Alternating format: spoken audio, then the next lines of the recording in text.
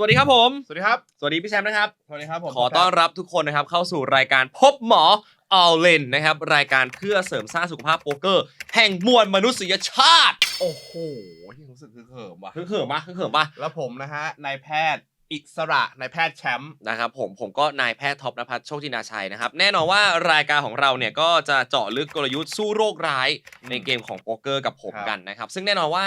โรคร้ายในเกมของโป๊กเกอร์เนี่ยก็คือลีกหรือว่าจุดที่เราบกพร่องซึ่งผมเชื่อว่าทุกคนมีผมก็มีพี่แชมป์ก็มีแน่นอนโปรทุกคนบนโลกต่างก็มีจุดอ่อนที่เขาต้องเสริมสร้างแล้วก็ทำการรักษาบาดแผลนี้กันทั้งนั้นในการเล่นของเขานะฮะซึ่งวันนี้หัวข้อหรือว่าแฮนด์ที่เรานำมาจะเป็นเกี่ยวกับการบลัฟเกี่ยวกับการบลัฟเรียกว่าเป็นสัญญกรรมบลัฟครับเสริมความมั่นใจเพื่อให้คู่ต่อสู้กลัวเฮ้ย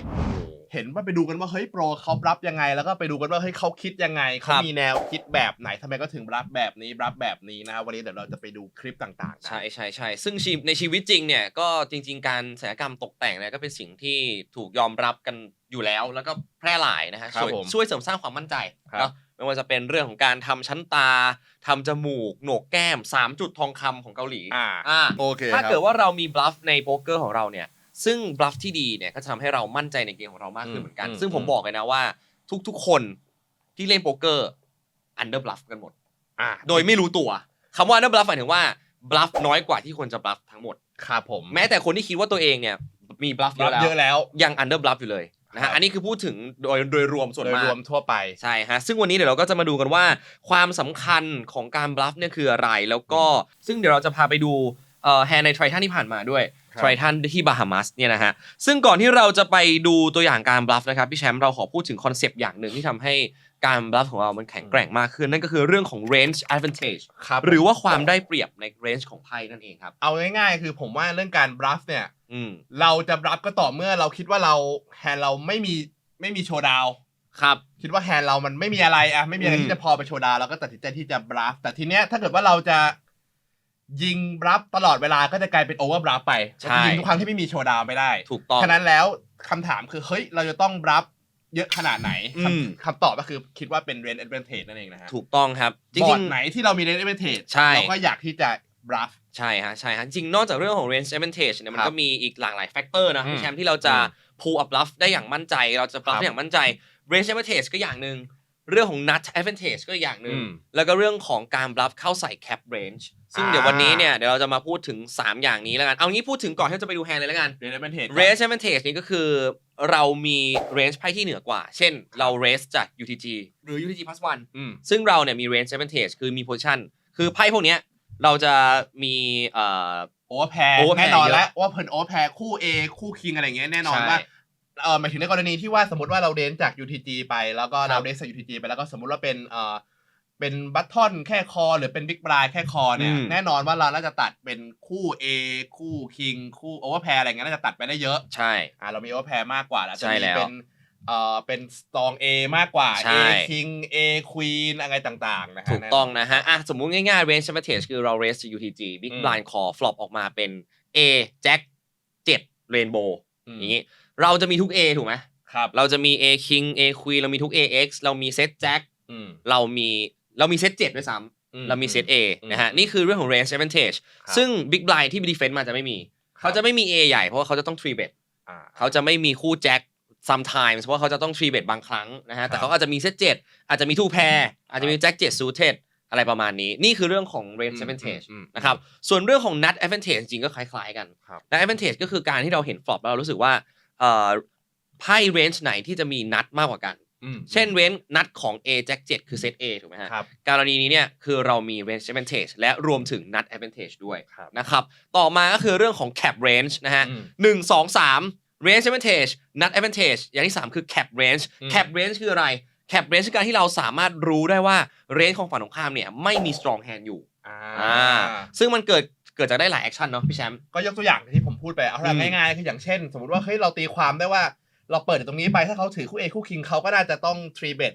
raise เพิ่มอะไรอย่างเงี้ยแต่เขาเลือกแค่ flat call ก็ถือว่าเขาแคปแล้วใช่ถือว่าเขาแคปว่าเฮ้ยเขาน่าจะไม่มีคู่ A คู่คิงหรืออาจจะคู่ควีนยกตัวอย่างให้เห็นภาพง่ายๆใช่ฮะแล้วก็สามารถดูแคปเรนจ์ได้จากการแอคชั่นในแต่ละสตรีทด้วยนะไม่ว่าจะเป็นที่ฟอบสมมุติเปลี่ยนบอร์ดใหม่เราเรนจ์ UTG เหมือนเดิม Big Blind Call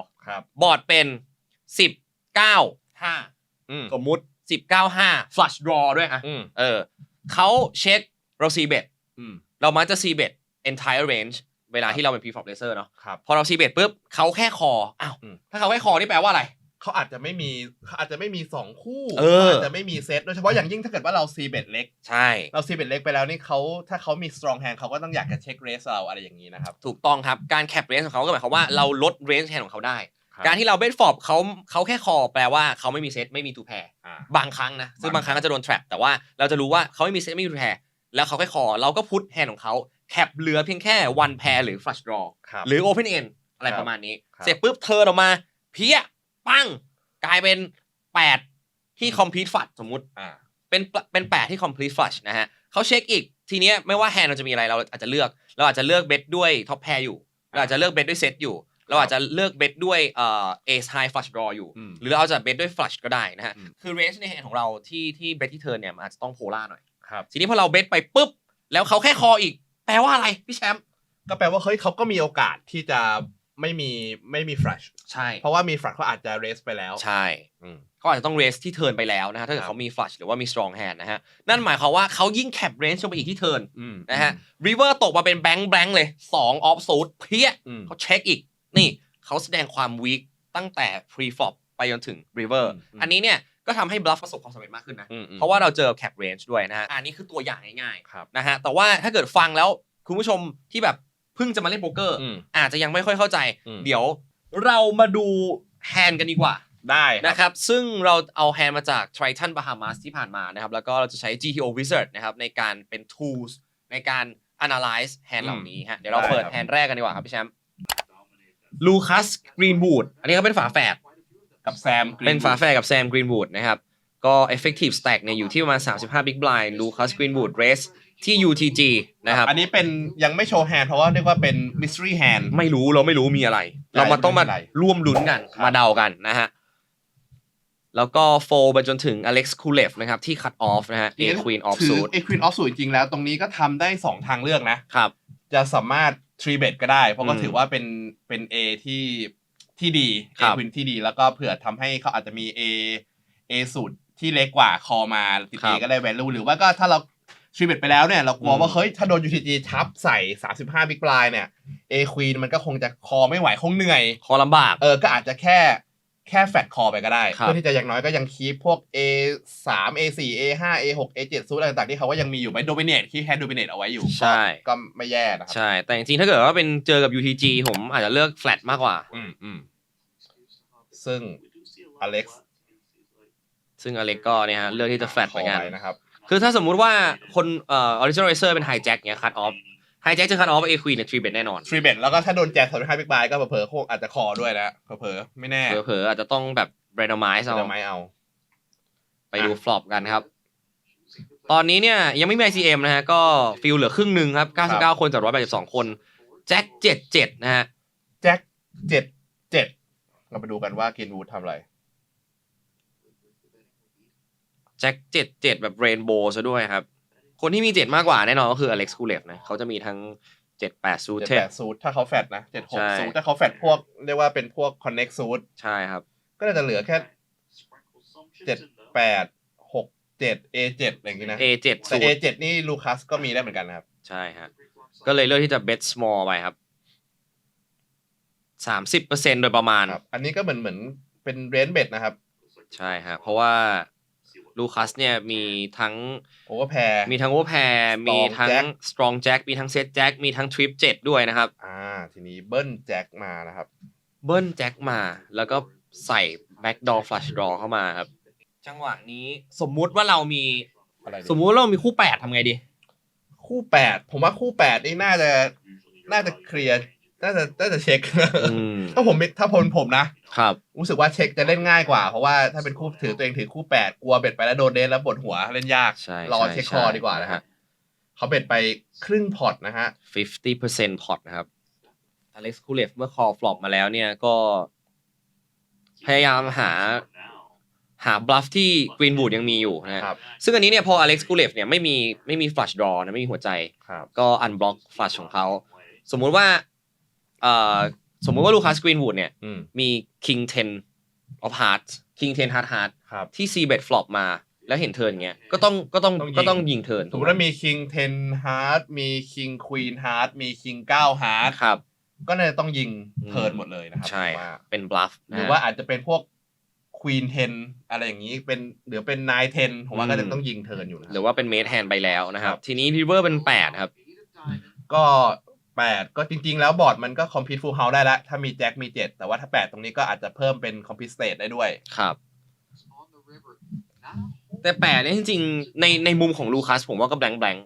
เพราะว่า straight ที่จะมาตรงนี้ได้เนี่ยมีเพียงแค่90 of heart เท่านั้น ครับ เพราะว่าถ้าเกิดว่าเป็นจริงๆต่อให้เป็น90 of heart คอเทิร์นยังเหนื่อยเลยเพราะบางทีเดทถูกไหมทีนี้ลูคัสก็เลยคิดว่าเขาก็ต้องคิดก่อนว่า1เขามีโชว์ดาวไหม2เขามี raise advantage ไหม ครับ เขาน่าจะมีทุกแจ็คนะครับ ครับ จริงๆอเล็กซ์ก็มีแจ็คน้อยกว่า ครับแต่ผมว่าก็มีแจ็คได้แหละก็ผมว่าจริงๆอันนี้ก็โหค่อนข้างต้องอ่านสู้กันอ่ะค่อนข้างก้ำกึ่งกันอยู่ ใช่ นะ ใช่อยู่ที่ว่า คือตอนนี้ผมว่า7แจ็คอะไรอย่างนี้นะครับ ก็มีกันได้ทั้งคู่ แล้วก็แต่ว่าที่ได้เปรียบนะก็คือการอาจจะมีโอเวอร์แพร์ ใช่ครับ โอเวอร์แพร์ซึ่งก็แพ้7แพ้แจ็คที่เขาดูที่เขาอ่านแล้วว่าเขาก็ต้องอ่านว่าลูคัสเนี่ยมีแจ็คหรือมี7ไหมเพราะถ้ามีแจ็คมี7เนี่ยผมว่าก็โดนคอแน่ๆนะฮะ ใช่ฮะทีนี้ลูคัสเบ็ดเต็มพอตเลยครับฟูลพอตเบ็ดเลย 200,000 อเล็กซ์คูเลฟจริงๆมีไอควีตรงนี้นี่ค่อนข้างคอได้ลำบากนะ เพราะว่าคอฟลอปคอเทิร์นแล้วเขายังไม่หยุดเลย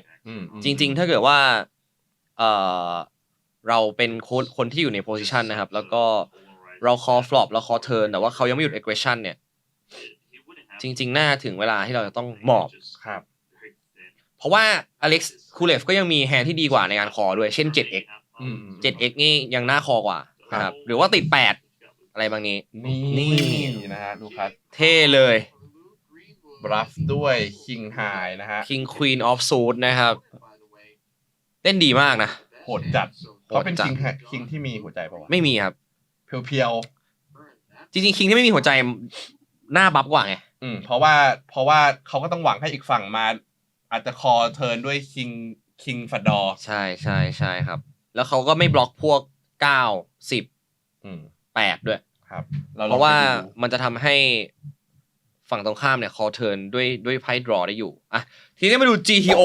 Wizard นะครับ ว่าจีโดคิดยังไงนะฮะ อันนี้เราเซตไปที่ average ประมาณ3 บิ๊กบลายนะจะเป็น stack ของ Lucas Greenwood นะครับ ไปดูก็ลูคัสก็เปิด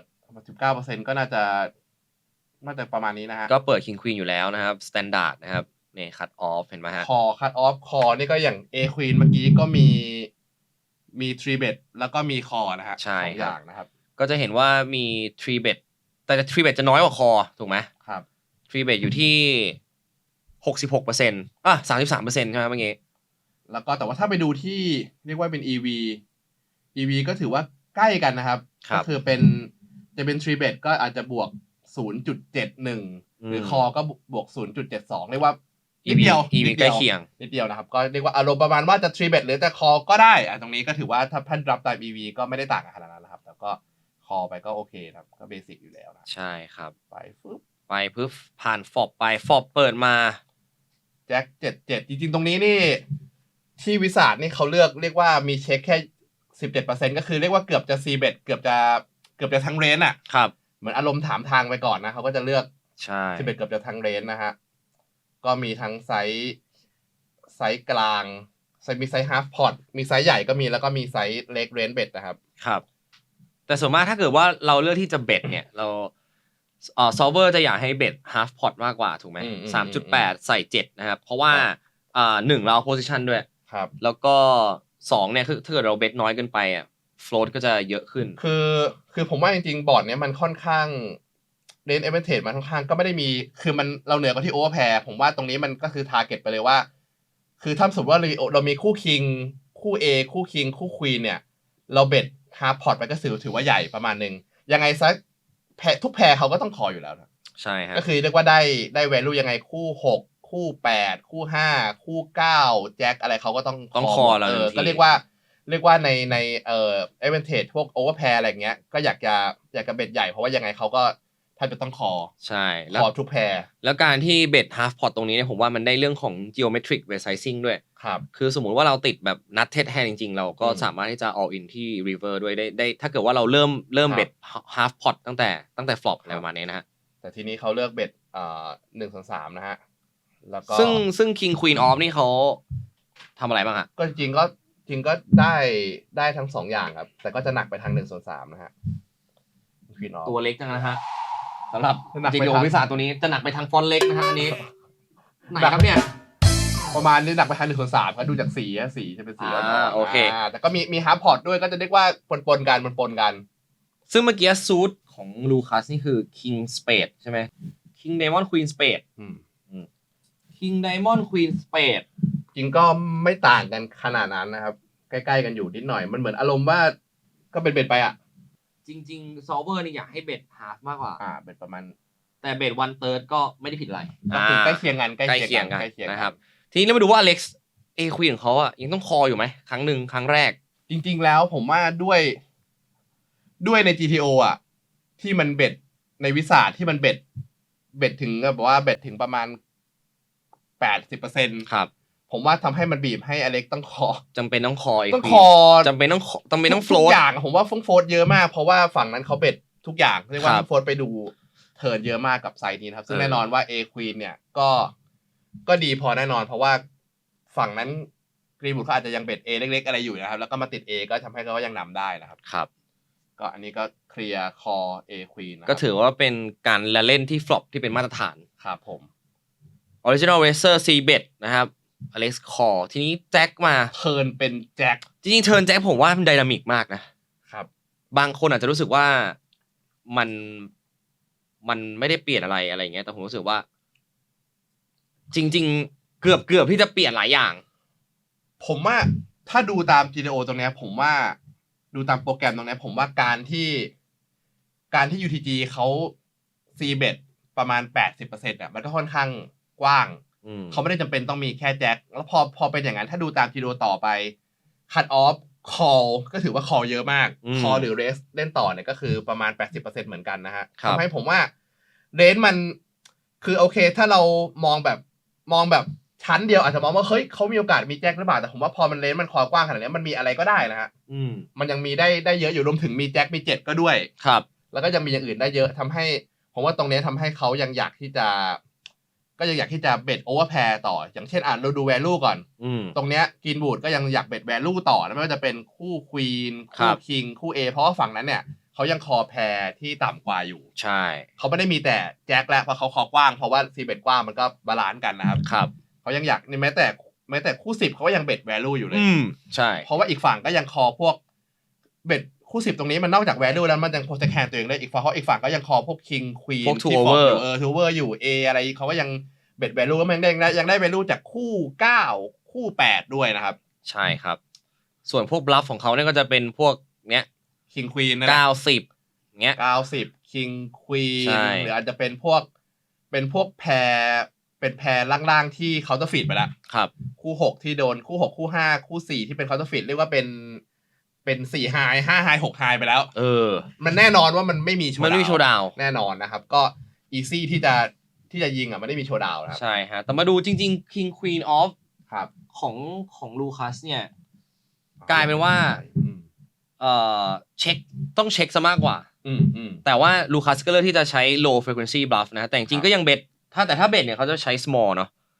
พอลูคัสเบ็ด half เนี่ยจริงๆแค่ 5% เท่านั้นเอง 5-6% เท่านั้นเองแต่เขาก็รู้แล้วแหละว่า King Queen ตรงเนี้ยก็ยังโชว์ดาวไม่พอแล้วก็ยังมีสิทธิ์ที่จะไปติด King ติด Queen ที่อาจจะกูที่ River ได้แล้วก็เขาก็จะประโยชน์ทำให้ A high หมอบได้ใช่กดดัน A high ให้หมอบกดดัน under pair ให้หมอบนะครับคู่กลางๆคู่เล็กๆที่ต่ำกว่า7นะครับก็อาจจะหมอบเพราะฉะนั้นเขาก็เลยเลือกใช้ King Queen off เนี้ยในการ double barrel แล้วก็มันก็โดยรวมแล้ววิสาจะชอบให้ใช้คิงหรือควีนที่มีหัวใจก็แน่นอนว่าเป็นการบล็อกแฮนด์ที่อีกฝั่งจะคอเองเพราะว่าอีกฝั่งที่โฟลตมาเนี่ยถ้าเขามีหัวใจเขาก็ยังมีรุ่นฟัดดอกเขายังคอต่อนะครับฉะนั้นเราก็อยากจะบล็อกแฮนด์ที่บล็อกแฮนด์ที่อีกฝั่งจะคอนะครับเขาก็อยากจะเลือกที่มีหัวใจนะครับพอยิงฮาร์ปไปแล้วนี่ไม่ยังคอ A high อยู่เลยแล้วฮะ ในวิสาทนะครับเขายังเลือกที่จะคอ A Queen แทบจะเกือบจะ 100% น่ะมีหมอบหน่อยนึงแต่คอเกือบจะ 100% นะครับก็เพราะว่าจริงๆถ้าดูตามโปรแกรมแล้วเนี่ยพอดูแล้วว่าอีกฝั่งมันบัฟขนาดเนี้ยบัฟ King High ขนาดนี้นะครับยังคงบัฟ King High บัฟ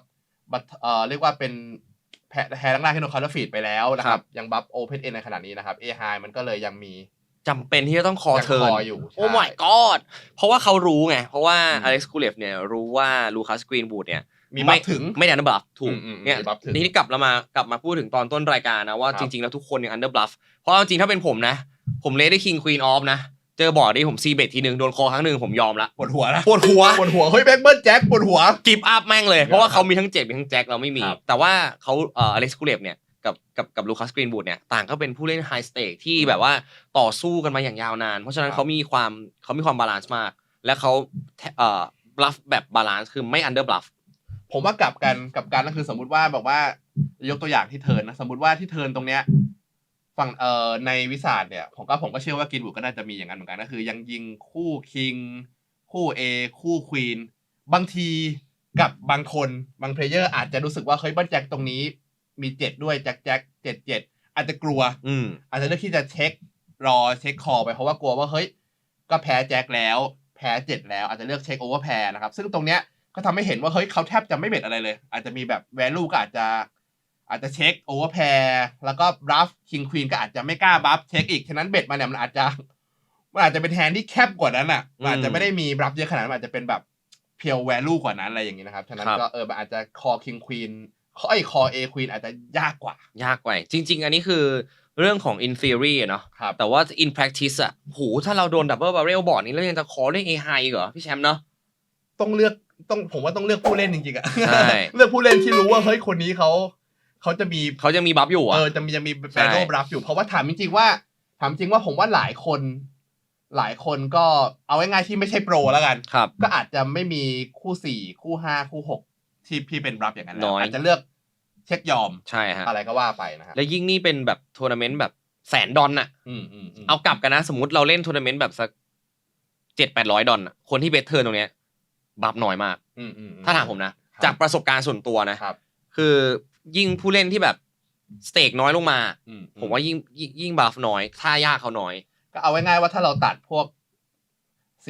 4-5-6ที่เขาจะไม่มีบัฟออกไปตัดอะไรอย่างนี้ออกไปเนี่ยมันก็อาจจะทำให้อย่างเนี้ยอาจจะไม่อยากคอ A high แล้วก็ได้อาจจะไม่อยากคอคือในนี้เนี่ยในโปรแกรมเขายังมีคอแม้แต่ King High ด้วยซ้ำนะฮะมันก็อาจจะไม่อยากจะคอเนี่ยยังมีคอ King High Diamond อย่างเงี้ยอย่างไอ้ King High Fat Door เนี่ยเราเข้าใจได้ในโปรแกรมเขาจะมีคอ King High Diamond King 10 Diamond ซึ่งเกมจริงแล้วอาจจะไม่อยากคอละใช่กับการเลยพอเราเห็นว่าลูคัสกรีนวูดเนี่ยเขาดับเบิลบอลเลอร์คิงควีนออฟเห็นไหมว่าคู่6คู่5คู่4เนี่ยเขาต้องหมอบหมดเลยนะครับเดี๋ยวนี้มันเป็นไอ้นี่แล้วคอร์เตอร์ฟีดแล้วใช่เพราะเขาต้องหมอบใช่เพราะเขาต้องหมอบหมดเลยเพราะเขาก็แต่เขาก็เป็นการวินนิ่งแฮนด์อยู่แล้วใช่ไหมใช่โอเคเราจะเห็นได้ว่าที่เทิร์นเนี่ย A high ต้องคออยู่บางครั้งเพราะว่าถ้าเขามีบลัฟที่เยอะพอเราต้องขอด้วย A high ต่อนะฮะทีนี้ River เป็น8สมมุติว่าไม่นับ Full House ก็มี Complete State บ้างหรืออาจจะเป็นพวกคู่8ที่มาติด Full House ก็มีแค่นั้นเนาะครับแต่จริงๆแล้วอ่ะในมุมของ Alex Kulev นะถ้าเกิดผมมองนะจริงๆ8เนี่ยแทบจะ blank เพราะว่าพอบอร์ดมันเป็น complete เป็น double pair board value ของพวก straight หรือ flush มันก็น้อยลงเยอะถูกไหมถ้ามันไม่ได้ high level จริงๆที่แบบจะ value bet ด้วย straight value bet ด้วย flush อะไรอย่างเงี้ยจริงๆแทบจะแบบเช็คคอด้วยซ้ำอ่ะถ้าเป็น straight นะเพราะว่าในบอร์ด7แจ็คๆอ่ะแต่ทีนี้เรามาดูกันว่าลูคัสเลือกที่จะใช้ King Queen เนี่ยในการ bluff เป็นยังไงซึ่งจริงใน solver เนี่ยคือเขาต้องเช็ค 100% นะนี่คือ give up ครับยอมแล้วแม่จ๋านะฮะ King Diamond Queen Spade เนี่ยคือ give up 100% ครับแต่ว่าเราจะไป bluff all in พวกนี่ King Diamond กับ Queen Heart ที่ยังมีแจม King Diamond Queen of Club ที่ยังมีแจมคือส่วนมากแล้ว bluff มันก็เราต้องมีคือที่ bluff Queen Heart เพราะว่าอย่างน้อยเนี่ยเขาอาจจะมี King Heart ที่ไอ้นี่มาแล้วก็ give up อะไรอย่างนี้เขายังมี King Heart คือเราอาจจะไม่ได้อยากบัฟ King Heart เท่าไหร่เพราะว่าเราอยากให้เขาถือ King Heart ที่คอฝัดดอมาอะไรอย่างนี้เป็นต้นนะครับเป็นรายละเอียดเล็กๆน้อยๆนะฮะเป็นรายละเอียดที่ผมว่า advance นะเพราะว่า จริงๆไพ่แต่ละใบเนี่ยถึงแม้ว่าคุณจะมองว่าเป็น King Queen of Suit อ่ะแต่จริง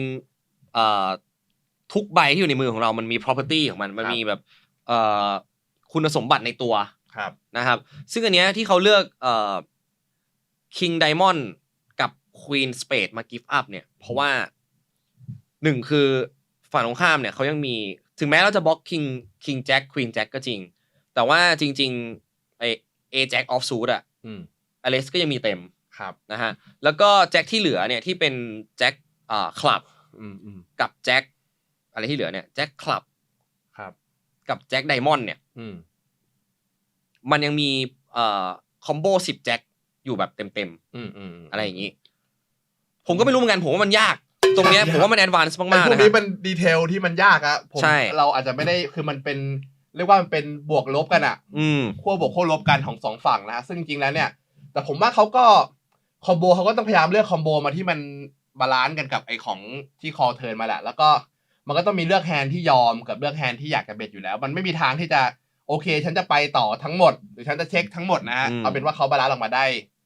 เป็นอย่างนี้ใช่ฮะซึ่งแฮนด์ที่น่าสนใจเนี่ยผมว่านี่คือ King Spade กับ Queen Diamond ครับที่เลือกที่จะแจม 100% เลือกที่จะแจม 100% เพราะว่าผมว่าไม่มีฮาร์ดก็เป็นข้อดีอีกข้อหนึ่งมันมีทั้งข้อดีและข้อเสียนะครับการที่มีฮาร์ดในมือเนี่ยอย่าง King อะไรนะครับ King Spade กับ Queen Diamond เนี่ยไม่มีฮาร์ดเลยสักใบแปลว่า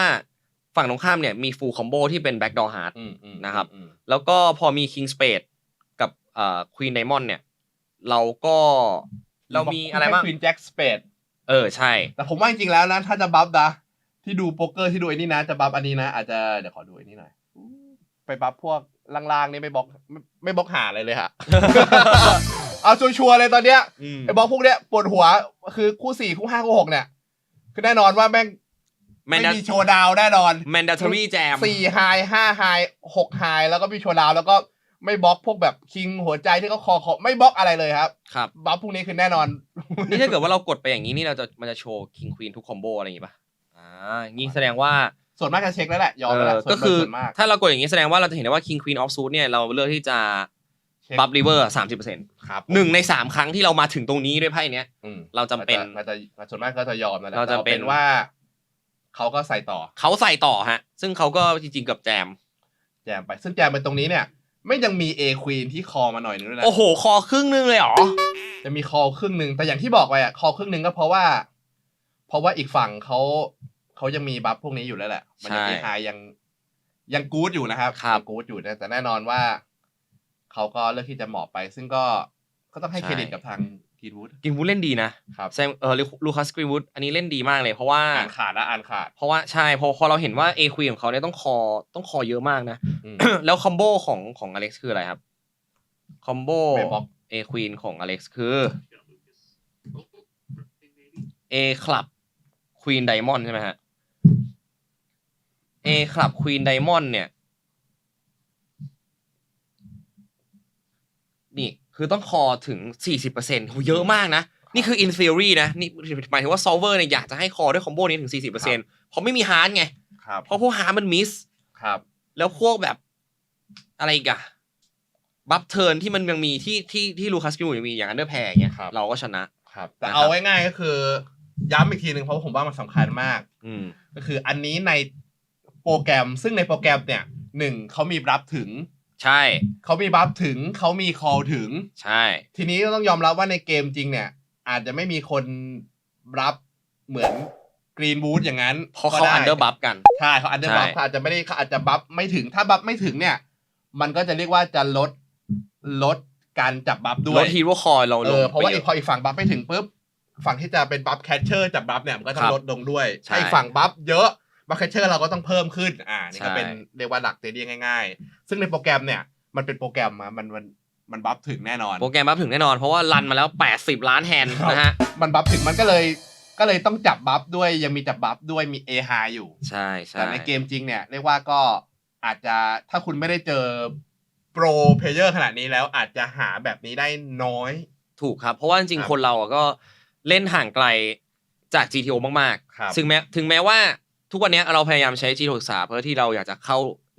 จะเล่นที่จะเข้าใกล้ GTO มากขึ้นอยากจะเข้าใกล้ Equilibrium มากขึ้นแต่ว่ายังไงก็ตามและยิ่งแบบ ยิ่งสเต็กที่แบบไม่ใช่ไฮสเต็กมากๆอ่ะผมว่าเรายิ่งสามารถ exploit 4A high ตั้งแต่เธอได้เลยนะอันนี้ถามผมนะครับเพราะว่าอย่างน้อยมันเขา under bluff กันมากครับทำให้เราฮีโร่คอน้อยลงแล้วมันจะ EV บวกขึ้นก็คือจังหวะนี้จริงๆแล้วถ้าริเวอร์คอมาโดยทั่วไปที่เราเจอก็คือแจ็คครับโอเคครับเผลอๆโดนคอเจ็ดแจ็คโอเคโอ้กูดครับบอกครับโดนคิงแจ็คออฟอะไรเงี้ยที่เลฟไปอยู่ UTG อะไรเงี้ยอะไรครับเนี่ยหรือว่าแจ็ค8ซูทอะไรเงี้ยที่แบบเต็มข้อแจ็ค8ซูทจาก UTG อู้ว้าวอะไรเงี้ยเต็มข้อแล้วฮะผมว่าเราไปดูที่แฮนด์ต่อไปไหมไปดูที่แฮนด์ต่อไปครับแฮนด์นี้ต้องขอบอกว่า nice hand นะสำหรับลูคัสกรีนวูดครับแฮนด์ที่2ครับเกิดขึ้นที่ Triton Bahamas เหมือนกันชาววีเอร่าเจคูนฮะเจสันคูนนะอยู่ที่ plus 1 stack นี่ประมาณ70 บิ๊กได้ป่ะเนี่ยใช่ประมาณ70 บิ๊กบลายนะครับเจสันคูนก็เรสเลยคิง8ซูทจริงๆผมว่าตรงนี้ลูสไปนิดนึงนะเราอาจจะเรสคิง9คิง10อะไรเงี้ยแต่ว่าจริงๆถ้ายังเป็นชิป EV อยู่คิง8น่าจะถึงอยู่นะครับแต่เจสันคูนเขาก็รู้สึกว่า post flop เขาก็ไม่กลัวใครเหมือนกันนะครับก็ถือเป็นอีกหนึ่งเลเจนด์ของ Triton นะได้ไททันมากสุดปะน่าใช่ครับประมาณ10 หรือ 11ถ้วยประมาณนี้แซมมูลเลอร์ครับออสเตรียนะธงนี้น่าจะออสเตรียป่ะครับอันนี้ลูกศิษย์ฟีโดฮอลส์หรอใช่ก็จริงบิ๊กบลายก็แทบจะทีพีบีแทบจะดีเฟนส์ทุกซูทอยู่แล้วใช่ครับ930นี่ก็ easy defense อยู่แล้วนะฮะ786ครับ786เรนโบว์จริงๆตรงนี้เนี่ยเรนแอดเวนเทจตรงนี้นี่ค่อนข้างจะเข้าทางบิ๊กบายอยู่นะเข้าทางบิ๊กบายจริงๆครับบิ๊กบายก็มีโอกาสจะมีสเตรทใช่มีทั้ง19มี2คู่มีสเตรทล่างมีสเตรทบนมีทุกเซตครับมี86ซูท87ซูท87อ๋อยังมีเลยอ่ะจริงๆแม้ว่าจริงๆแล้วเจสันคูนก็มีทุกเซตเหมือนกันแต่ว่าเรียกว่าตัวคอมโบที่เขาจะมี2คู่อะไรเงี้ยมันน้อยกว่าคอมโบที่จะมีสเตทนะครับเพราะว่าเขาไม่มีออฟสูตรอาจจะไม่ได้เปิดบวก1ที่19ออฟสูตรอะไรแบบนี้นะใช่ครับแล้วก็จะไม่เปิด86ซูทด้วยนะครับทีนี้สังเกตว่าเขาเช็คนะที่ไปดูเทิร์นก่อนอันเนี้ยผมว่าอันนี้พูดถึง flop action นิดนึงเพราะว่าผมว่าน่าสนใจเพราะว่าเราจะเห็นได้ว่าถึงแม้ว่าเจสันคูนจะมีท็อปแพร์ดีเซนคิกเกอร์ใช่ไหมเป็นท็อปแพร์8ดีเซนคิกเกอร์คือคิกเกอร์คิงอะไรอย่างเงี้ยหลายคนอาจจะเลือกที่จะเบสฟลอปนี้แต่จริงๆแล้วผมว่าเลือกเช็คกันดีมากนะเพราะว่าอย่างที่เราดิสคัสกันไปคือฟลอปนี้เนี่ยเราไม่มี range advantage แล้วก็มีนัด advantage บ้างแต่ว่าไม่เยอะไม่ได้นัดสุดๆจริงๆนะครับเพราะฉะนั้นพอเราไม่เคลียร์อย่างเงี้ยแล้วบอร์ดแบบเนี้ยเป็นเข้าทาง big blind มากกว่าจริงๆเราแทบต้องเช็ค entire range นี่เห็นไหมเจสันคูเนี่ยเช็คท็อปแพร์นะฮะถ้าเป็นเราปกติสมัยก่อนที่เราไม่รู้เฮ้ยเรามีท็อปแพร์เราเบสเรามีท็อปแพร์เราเบสแต่ว่าเจสันคูเนี่ยเล่นดีเล่นที่ฟอร์มดีนะครับผมชอบทีนี้มาเป็น4เทิร์นครับตรงนี้ผมว่าก็เคลียร์ว่าบิ๊กบายก็มี5มากกว่าอีกมากกว่าเยอะเลยเพราะว่าจริงๆ UEG Plus 1เนี่ยมีแค่ A5 ซูทเท่านั้นเองเขาโฟคู่5บางทีด้วยซ้ำนะที่พัดวันครับดีขนาดนี้ไม่รู้จะมี5-4ซูทอะไร5-6ซูทแต่ว่าแน่นอนว่าซามูเอลแม่งมีออฟสูตรด้วยมีทุก5บานฮะมีทุก5ก็เลยทำการลีดเทิร์นไปครับที่ 40% พอร์ตครับประมาณ 60,000 ลงไปใน 140,000 นะครับแต่ซึ่งตรงนี้ก็อีซี่คอของเจสันคูนเพราะว่าใช่มีฝัดดอด้วยเพราะว่าคืออีกฝั่งก็คือเขามี5เยอะแต่ไม่ได้หมายความว่าเขาต้องมี5เขาก็ยังมีบัฟอยู่อะไรอย่างเงี้ยครับแล้วเขาจะมีบัฟได้แล้วก็รวมถึงว่าต่อให้ท็อปแพร์ไม่กู๊ดแต่ว่าเขามีฝัดดอด้วยใช่ครับแซงได้ฮะ River Diamond นี่ก็คือรู้เรื่องหวานหมูแต่ว่า River เจ้าปัญหาครับคือ5 off suit มาอีกตัวกลายเป็นบอร์ดที่ complete straight ละนะครับแต่ตอนเนี้ยแซมนี่คือแซมมูลเลอร์นี่คือรูปปากเลยเพราะว่าฉันมี9ฉันไม่ชอบกับเธอหรอกนะก็คือเป็นเรียกว่าเป็น higher straight คือตอนนี้บอร์ดเป็น straight ไปแล้วใช่ทีนี้เรามาดูว่าไซส์ที่แซมมูลเลอร์เบสลงไปในบอร์ด complete straight เป็นยังไงปกติเราอาจจะเบสสัก66% 75%หรืออาจจะเบส small สัก 30-40% แต่แซมนี่ครับซัดไปเลยโอเวอร์เบสนี่โอเวอร์เบสก็คือเลือกไปเลยว่าเอาง่ายๆว่าตรงเนี้ยแซมจะซามูเอลจะชนะเนี่ยเขาต้องมี9ใช่ ถ้าไม่ใช่9เนี่ยมันก็ช็อปแบ่งซึ่งเอาง่ายๆเขาต้องเบ็ดอันนี้ก็คือเหมือนกับอารมณ์ว่าโพล่าเลยใช่เบ็ดใหญ่ว่าคุณเชื่อไหมว่าผมมี9ก็คือว่าเขาจะเบ็ดให้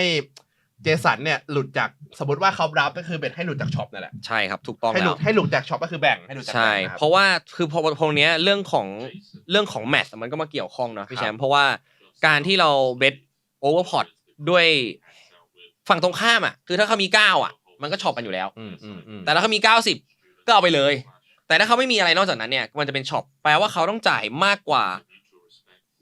1ต่อว่ามากกว่า 1.2 ต่อ 3เพื่อที่จะช็อปถูกไหมกลายเป็นการคอที่มันไม่ plus EV อยู่แล้วเพราะว่าคอไปช็อปคือคอใหญ่มากๆเอาพอร์ตเล็กมากๆเพื่อไปช็อปอะไรอย่างเงี้ยมันก็ทำให้ฝั่งตรงข้ามเนี่ยเล่นลำบากถูกไหมฮะสมมุติว่าแซมเบสมอลเนี่ยโอเคอาจจะได้ value เพราะว่าเขาคอมาเพื่อช็อปอะไรเงี้ยแต่พอเบสโอเวอร์พอร์ตแบบนี้เนี่ยยิ่งทำให้ฝั่งตรงข้ามเนี่ยไม่อยากที่จะคอมาเพื่อช็อปครับแต่เจสันบอกเฮ้ยใครก็จะคอเพื่อช็อปกัน9ผมก็มีเจสันบอก9ผมก็มีจัดไปเลยฮะ 900,000โอ้คุณพระ9สะดุ้งนะเซคันด์นัทสะดุ้งนะเฮ้ยอะไรวะเนี่ยจริงๆก็ต้องคอครับก็คออยู่แล้วก็ snap แทบจะ snap คอsnap คอนะดูไปงั้นนะฮะซึ่งจริงๆเนี่ยบางทีมันจะโดน90ถูกไหมล่ะครับแต่ว่าให้มันโดน it what it is โดนก็โดนนะฮะแต่ทีไซส์นี้ผมว่าผมก็คงไม่อยากแจมสวนนะเพราะว่ามันมีโอกาสที่จะโดน90ผมว่าจริงๆแล้วที่เขาคิดเนี่ยเขาไม่ได้คิดจะหมอบหรอกเขาก็ผมกำลังคิดว่าจะยัดอีกทีนึงไหมเพราะว่าถ้ายัดอีกทีแล้วเนี่ยก็เป็นแบบโหเลเวลระดับโปรเนาะใช่แต่จริงๆยัดอีกทีก็ไม่ได้อะไรนอกจากฉกกับแพ้เหมือนกันแบบเลเวลแบบนี้นะฮะเจสันคูนก็มักคิงไฮไปครับเพราะว่าซามูเอลมูเลอร์มี9 high straight นะครับแฮนด์นี้ดีนะมันมากอ่ะครับแล้วเจสันคูนคือครีเอทีฟนะครีเอทีฟมากต่อให้แซมจะเบสโอเวอร์พอร์ตที่ริเวอร์ก็ตามแต่เจสันคูนบอกว่าท่านี้ฉันเห็นมาบ่อยละเพราะว่าจริงๆแล้วเนี่ยแซมเอลวิลเลอร์ก็จะเบสโอเวอร์พอร์ตที่ริเวอร์ด้วยช็อปเหมือนกันครับก็คือเอาง่ายๆก็คือว่าเขาจะทำให้ช็อปหลุดเหมือนกันต่างคนทำให้ช็อปหลุดแต่ว่าเจสันดันเจอต่อเหมือนเอาดาบฟันกันเลยอ่ะอันนี้คือจะช็อปไม่ช็อปกูไม่ช็อปนะเจสันคูนบอกฉันก็ไม่ช็อปเว้ยมาดู GTO วิสาครับทีนี้เรามาดูกันว่าบลัฟของเจสันคูนเนี่ยมัน make sense ไหมกับเกม theory นะครับ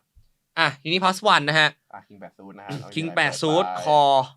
raise ไป big buy defense โอ้โหนี่ defense เป็นทุ่งทุกซูทอยู่แล้ว defense ทุกซูทอยู่แล้วทุกอย่างหลับตาเห็นซูทหลับตาคอไปลุ้นฝัดใช่ฟอบโบโซไป876 rainbow อันนี้ผมอยากรู้ว่า big buy เขามี lead บ้างไหมแน่นอนนะผมว่าเยอะน่าจะนี่lead เยอะเนี่ย lead เรียกว่าครึ่งต่อครึ่งอะlead 50% แล้วเนี่ยครับก็อย่างที่บอกไปว่ามี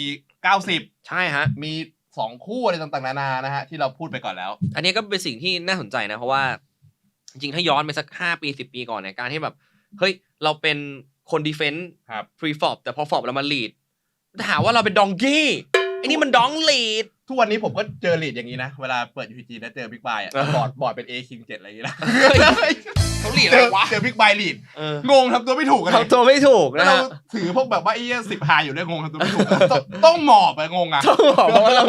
ามี10 หาอีกงงเจอดองเหมือนกันนะแต่ไม่ได้ดองบอร์ดนี้ดอง A King 7อะไรอ่ะจริงๆแฮร์ของแซมเมลเลอร์เนี่ยก็มีลีด 60% เลยนะ93ขับนะครับแต่ว่าเขาเลือกที่จะเช็คโอเค that's fine นะฮะเช็คไปปุ๊บ King 8 Diamond ทำไง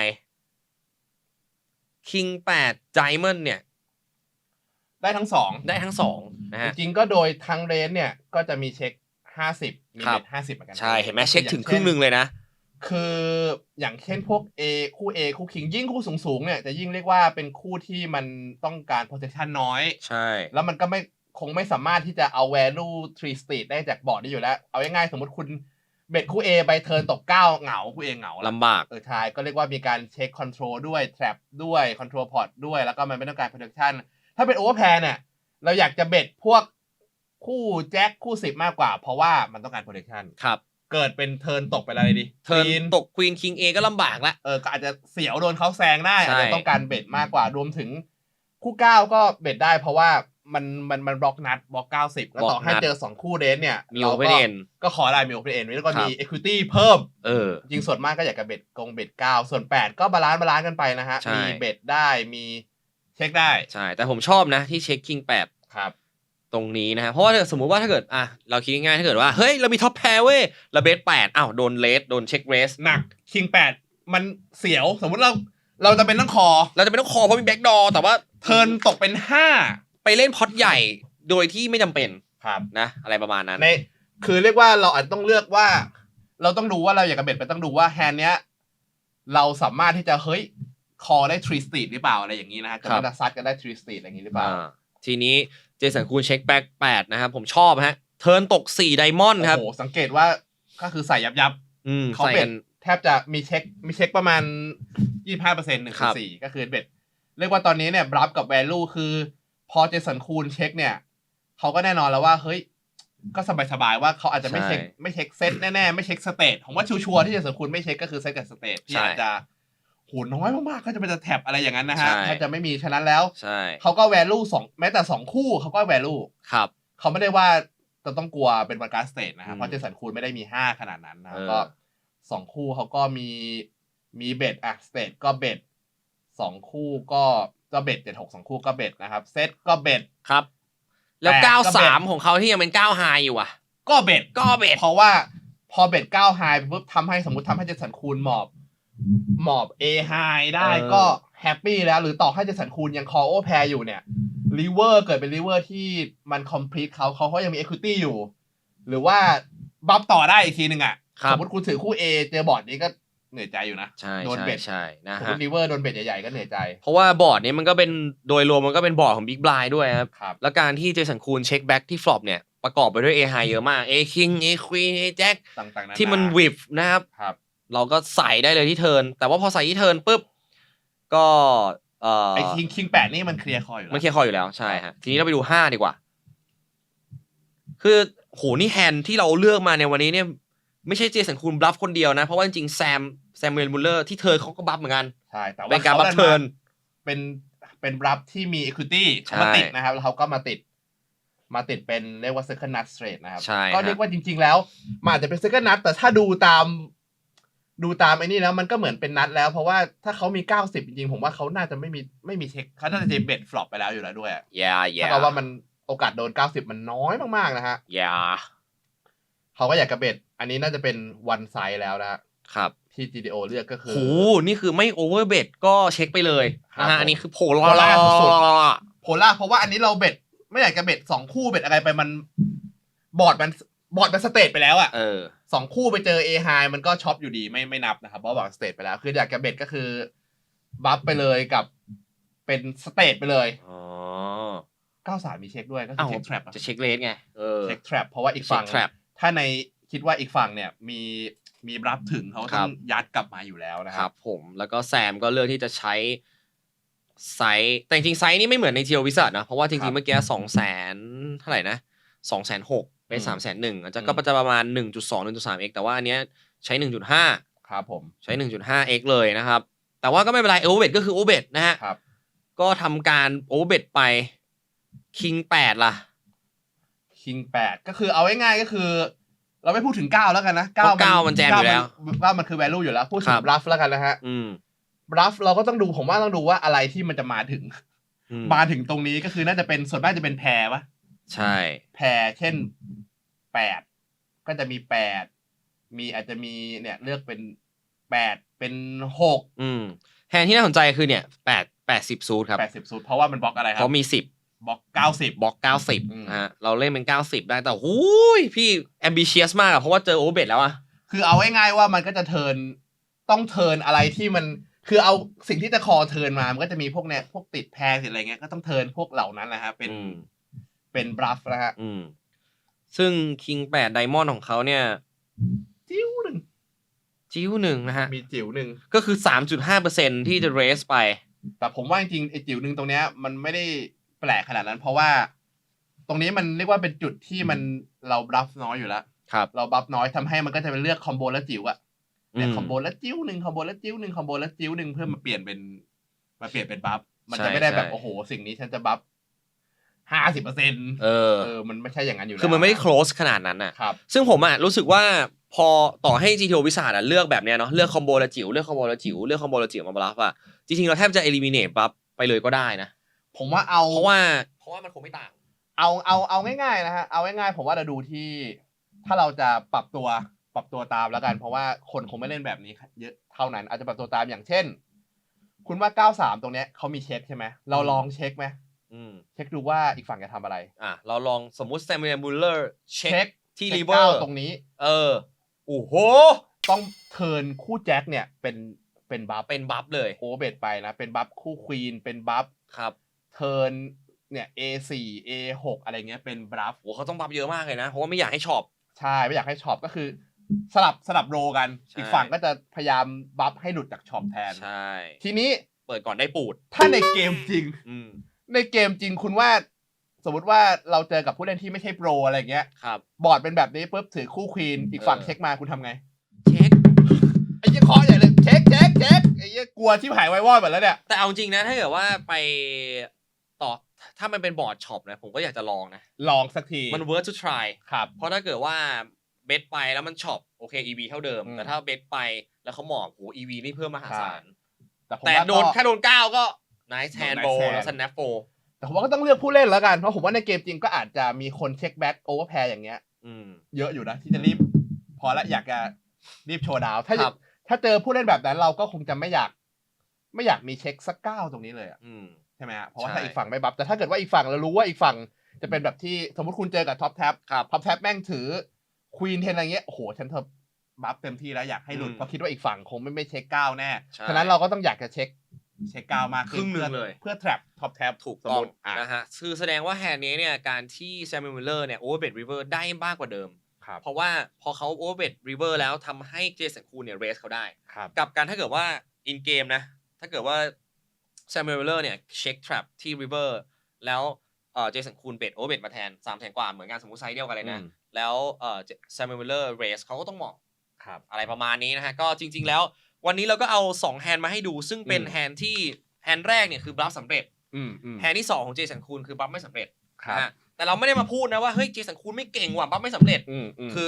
แน่นอนการบลัฟ frequency เนี่ยมันต้องมีทั้ง successful bluff แล้วก็บลัฟที่ไม่สำเร็จอยู่แล้วมันเกิดขึ้นกับทุกคนนะฮะไม่ได้แปลว่าใครบลัฟเก่งใครบลัฟไม่เก่งใครบลัฟถูกแปลว่าเก่งใครบลัฟไม่ถูกแปลว่าไม่เก่งอย่างนั้นไม่ใช่แล้วเราก็ไม่ได้หมายความว่า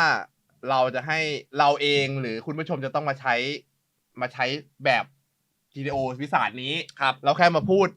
เรียกว่าแนวคิดคร่าวๆไปวิเคราะห์ให้ดูว่าเฮ้ยทำไมเขาทำแบบนี้เพราะอะไรเราไม่จำเป็นต้องทำตามแบบนี้ก็ได้ใช่คือ GTO วิสาสทำให้เราพูดแบบเป็นกลางพูดแบบกลางๆแต่ทุกคนต้องไปอัดแอปกันเองบางคนอาจจะเล่นทัวร์นาเมนต์ low stake มากๆที่แบบว่าแบบ$10 $50 $100อะไรอย่างเงี้ยทุกคนก็อาจจะต้องเข้าใจว่าธรรมชาติของผู้เล่นในพูลแบบนั้นน่ะมีบลัฟที่น้อยมา under bluff แล้วก็มี value hand เยอะกว่านะฮะเรา hero core น้อยลงอะไรอย่างเงี้ยถ้าเล่น high stake ขึ้นมาหน่อยคนบาลานซ์มากขึ้นเนาะ$500 $1,000 $10,000 main event $100,000 $250,000อะไรอย่างเงี้ยเขาบาลานซ์มากขึ้นเราจำเป็นที่จะต้องเล่นให้บาลานซ์ตามเขาไปมากก็จะอยู่ที่เจอผู้เล่นคนไหนแล้วแหละใช่ครับโอเคหลังจากบลัฟเสร็จนะฮะทุกคนก็อย่าลืมนะทำการประมวลผลด้วยว่าบลัฟของตัวเองเนี่ยมัน GTO approve หรือเปล่าหมายถึงว่า frequency ทั้ง frequency ก็ตามหรือว่า combo ที่ใช้ก็ตามนะต้องเอามาทำการวิเคราะห์แฮนด์ของตัวเองด้วยเนาะเพราะว่าบางคนอาจจะแบบว่าเฮ้ยบัฟไปแล้วก็ผ่านไปแล้วช่างมันเป็นสิ่งที่เกิดขึ้นในอดีตเราไม่พูดถึงมันอีกไม่ได้นะฮะการเล่นโป๊กเกอร์เราต้องวิเคราะห์แฮนด์ของตัวเองอยู่เสมอเนาะเพราะว่าเราจะได้รู้ว่าเฮ้ยโอกาสหน้าที่เราเจอกับสถานการณ์แบบนี้อีกบอร์ดคล้ายๆแบบนี้อีก action pre flop turn river คล้ายๆแบบนี้อีกเรายังใช้คอมโบนี้ในการบลัฟดีอยู่หรือเปล่าแล้วพอเราใช้ไปใช้มา GTO วิสาสเขาว่ายังไง tools เขาว่ายังไงหรือว่าเราจะไปคุยกับคนที่รู้สึกว่าเฮ้ยเขาเป็นคนที่เก่งกว่าเราเฮ้ยแล้วแบบพี่แฮนด์นี้พี่ผมบัฟเธอผมบัฟริเวอร์อย่างงี้ว่าพี่ว่าไงอย่างเงี้ยมันช่วยกัน reflect กันไป reflect กันมานะครับไม่ได้แปลว่าเล่นโป๊กเกอร์ไปเสร็จแล้วเฮ้ยแฮนด์ของเมื่อวานผมไม่สนใจหรอกมันผ่านไปแล้วไม่ได้เป็นอดีตไม่ได้นะครับนะก็มาดูกันว่าบลัฟเนี่ยจะทำให้ทุกคนผมว่าทำให้ทุกคนเก่งขึ้นนะเพราะจริงๆแล้วโป๊กเกอร์มันไม่ใช่แค่แบบว่าเฮ้ยมานั่งรอไพ่แล้วก็เล่นแต่นัดมันไม่ใช่อย่างนั้นนะเอาง่ายๆคือหลักการโป๊กเกอร์คือถ้าคุณมี value อ่ะบอร์ดเนี้ยคุณมี value อ่ะคุณก็จะเป็นต้องมีบลัฟใช่มันจะไม่มีว่าโอเคบอร์ดนี้ฉันมีแต่ value อีกฝั่งเขาก็จับทางได้อะไรประมาณนั้นครับแล้วก็คือมันไม่ใช่เกมที่แบบว่าเฮ้ยเล่นรอนัดเซตแฮนด์รอคู่ A รอคู่คิงไม่มีแชมป์ที่แบบรอแบบนั้นอ่ะคือไม่มีแชมป์ทัวร์นาเมนต์ไหนที่แบบรอแค่แฮนด์ดีๆแล้วเล่นนะฮะจ ริงๆมันต้องมีบลัฟผสมเข้ามาด้วยนะครับอยู่ในการเล่นของทุกๆคนนะฮะมันก็เหมือนกับการศัลยกรรมนะพี่แชมป์เพราะอะไรฮะก็เพราะจะได้สวยๆฮะ เฮ้ยอะไรโยนไปกินตกใจนะไม่รู้คือเหมือนเอาฮะศัลยกรรมมันก็มีความเสี่ยงถูกไหมล่ะครับเพราะว่าเราต้องไปขึ้นเขียงเนาะเราต้องไปดมยาสลบบางทีเฮ้ยศัลยกรรมออกมาแล้วหน้าตาจะดีเปล่าก็ไม่รู้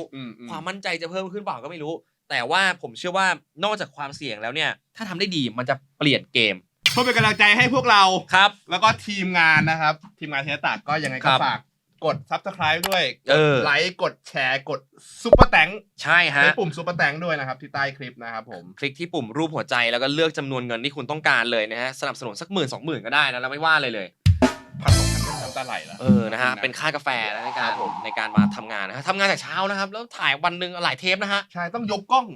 ไม่ยกไม่ใช่ขนาดนั้นมีทีมงานนะฮะก็ขอบคุณทุกคนที่สนับสนุนนะฮะจริงๆแล้วเนี่ยก็แค่เปิดคลิปดูแล้วก็กด subscribe ช่องเฮียตักก็ไม่พอฮะต้องกดสนับสนุนด้วยฮะใช่ก็ไม่พอจริงๆนะฮะเพราะว่าทุกอย่างกดบริจาคเงินด้วยฮะไหนจะทีมโปรดักชั่นไฟเฟยนี่ข้างหลังนี่ไฟเป็นไงคนตัดอีกอะไรอีกโอ้โหทุกอย่างมีคอสต้องกินต้องใช้เงินเยอะมากอ่ะใช่นะฮะแต่ว่าเราก็อยากที่จะนำข้อมูลดีๆแบบนี้เกี่ยวกับโป๊กเกอร์มาให้ทุกคนดูกันแบบฟรีๆครับผมนะครับทีนี้ขอให้ทุกคนนะครับมีสุขภาพโป๊กเกอร์ที่แข็งแรงนะครับวันนี้ก็หมดเวลาของพบหมอออลินในเอพิโซดนี้แล้วมาดูกันว่า EP หน้านะครับนายแพทย์ท็อปแล้วก็พี่แชมป์นายแพทย์พี่แชมป์ของเราจะพาไปเจาะลึกโรคร้ายอะไรอีกเกี่ยวกับโป๊กเกอร์แล้วเจอกันใหม่กับพบหมอออลินครับ